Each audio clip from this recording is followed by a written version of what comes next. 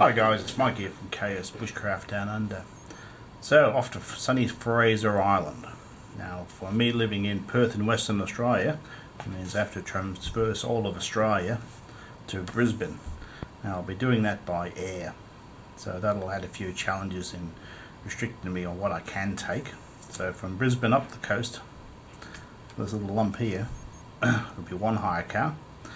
And then I'll be transferring into a second four-wheel drive vehicle for the trip across on the barge and to circumnavigate the island. So Fraser Island, for those that don't know, is sort of one of those bucket trip places for four-wheel drivers in Australia. Now, a friend of mine is working in Brisbane at the moment and suggested that we hire a new Suzuki Jimny, which I was very excited about. I've had a long history with Suzuki since the three-cylinder two-strokes came out in Australia.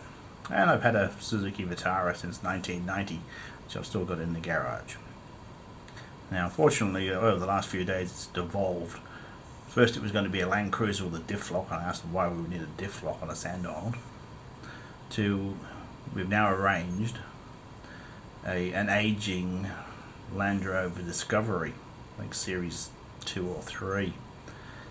So, not exactly the world's most reliable vehicle if it's not been looked after, and I imagine it hasn't been looked after. And some of the reviews I've read online are some absolute horror stories. So I have some trepidations of how this trip's really going to go. So I'll run through what I'm going to take, because I'm restricted in how much luggage I can take. I'm also restricted in the type of stuff I can take. So we've got some really pedantic TSA type rules in Australia. So I hope my fears are unfounded and this will go smoothly, but I have some serious doubts about it. Anyway guys, I hope you enjoy this adventure and we'll see how we go.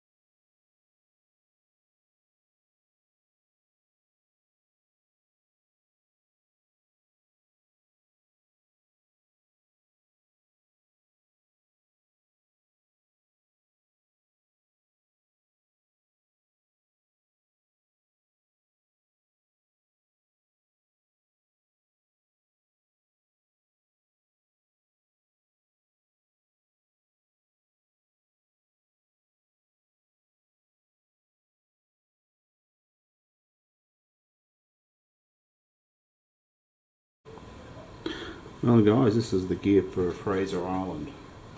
So it'll be pretty minimalistic. Supposedly there is some camping gear supplied with this aging Land Rover, but I'm not confident in what's going to be. So Western Mountain Smith sleeping bag, basically good for 0 degrees. It'll be plenty of warm enough. Super compact, actually a fabulous sleeping bag. Really deserves a video one day on its own. A Seat to Summit inflatable pillow. A Thermarest Neo Air, absolutely fabulously comfortable mat. I've got a lightweight fly shelter, my bathroom gear, some heavy duty bug repellent, cordage, because I'm not going anywhere without cordage, a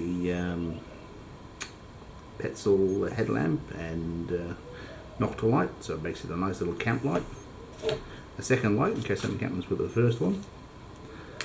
Good simple compass. A little bit of fishing gear. Duct tape, because I never travel anywhere without it. A micro survival kit. I've done a previous video on that.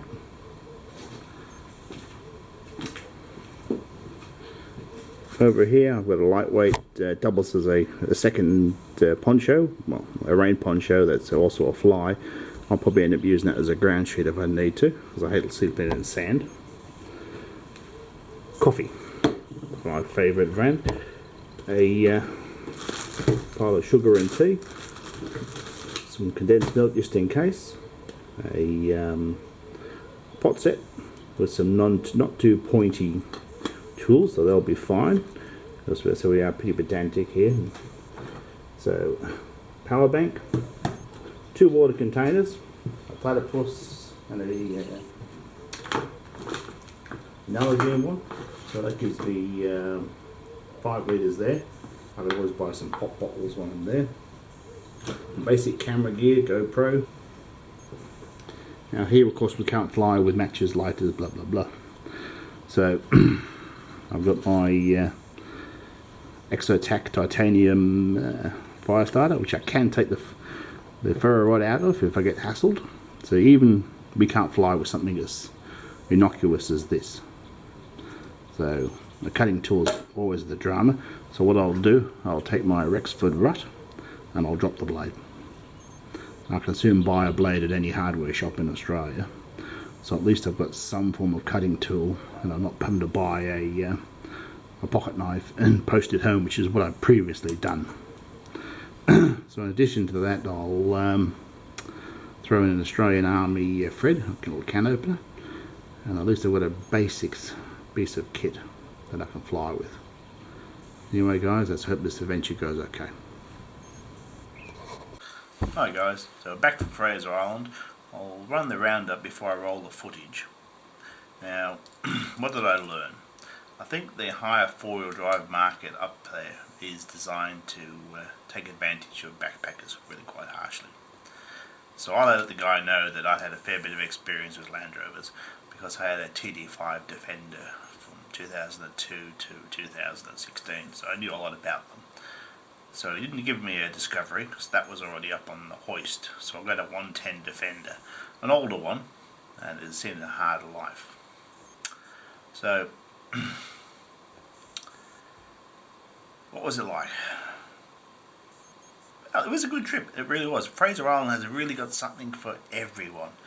If you want to drink beers and with bikini clad babes in Eli Creek, it's certainly there.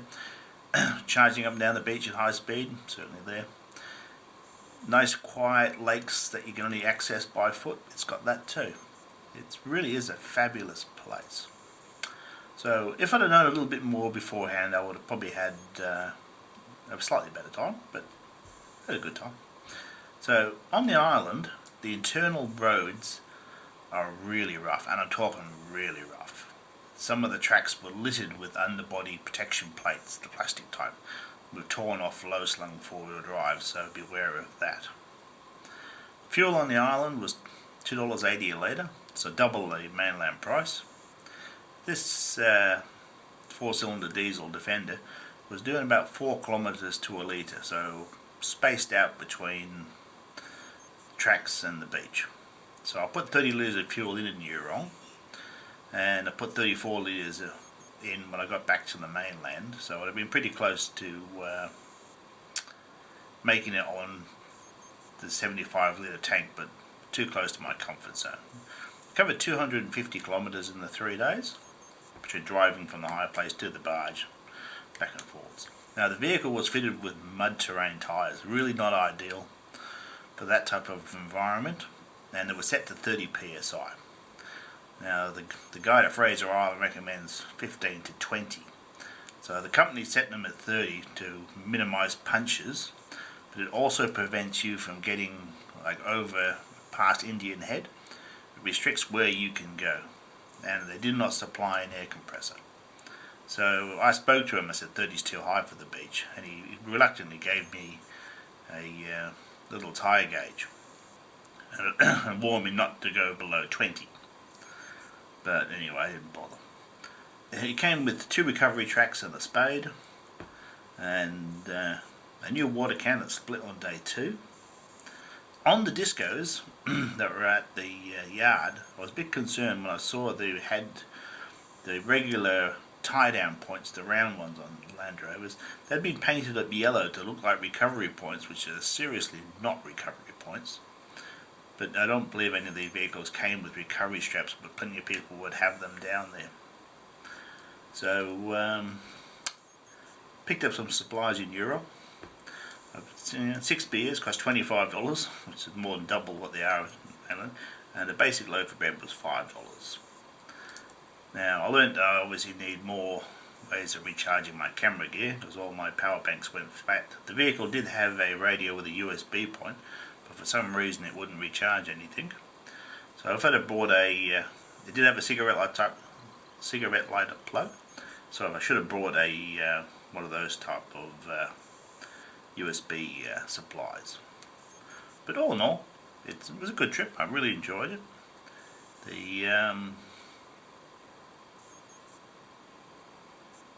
It really is a bucket list type trip, and I fully recommend it, but be aware of what's out there first and don't get caught. Anyway guys, I hope you enjoy the footage that follows. Thanks for watching. Bye for now.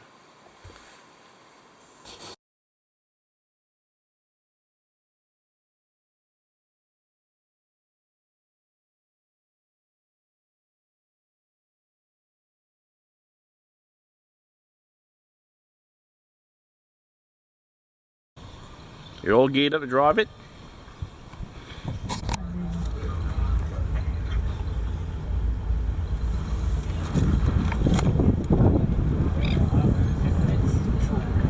Before we crash? You know that.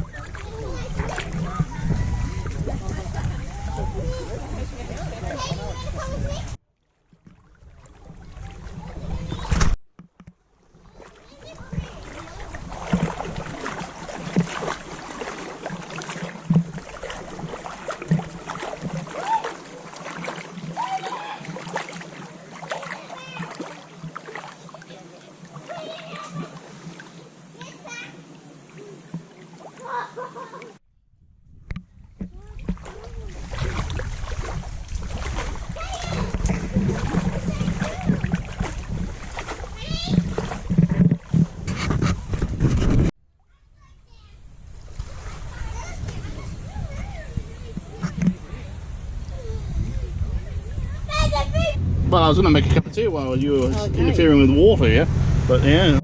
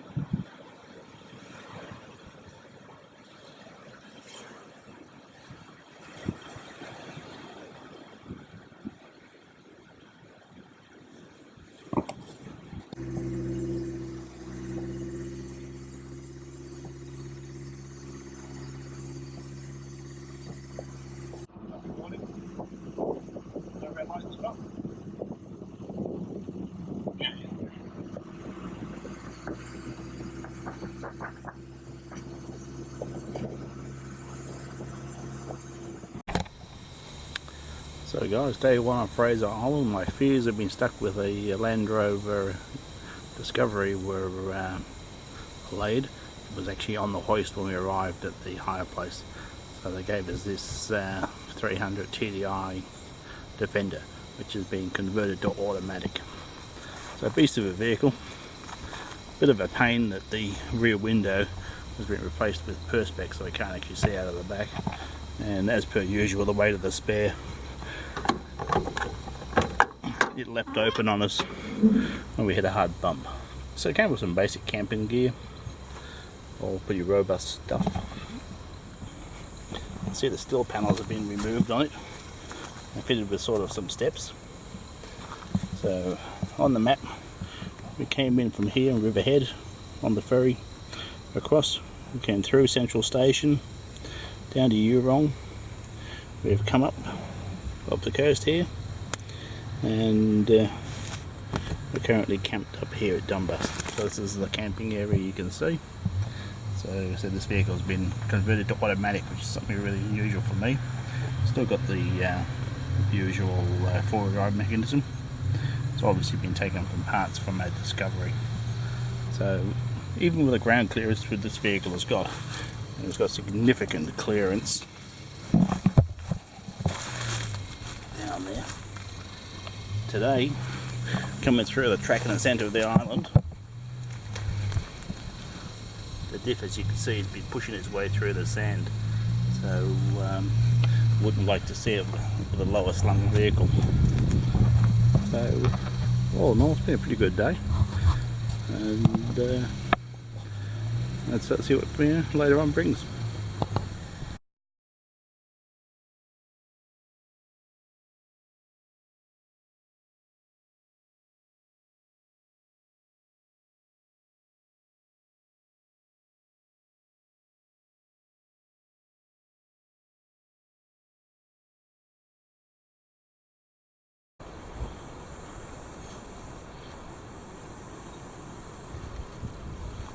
Tease up. Well guys, these cheap ass blue containers don't belong in rough conditions. I've just mixed all this water treatment mixture to treat this water, and I realised this thing sprung a leak. It's absolutely brilliant, and it's only the start of day 2. So, good containers guys, heavy duty ones, not these Kmart type containers. Just not worth the time and effort.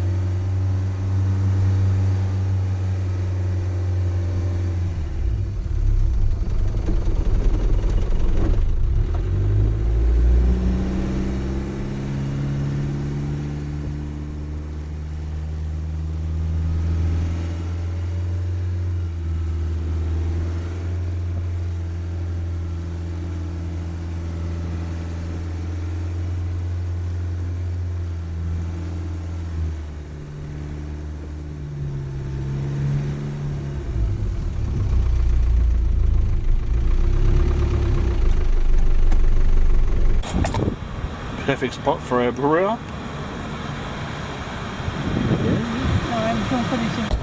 And solving the never any problem with the Land Rover door that won't stay open when parked on the angle is the patented spatula.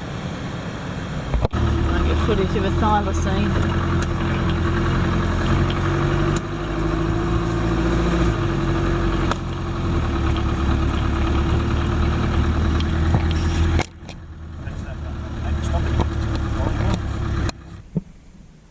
Now entering Lake Alon.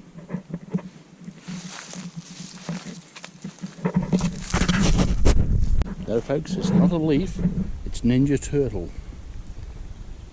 2 of them. Oh, cute. We're going to get some humping action going on in a second here. Turtle corn. That'll wait well on you too. Yeah.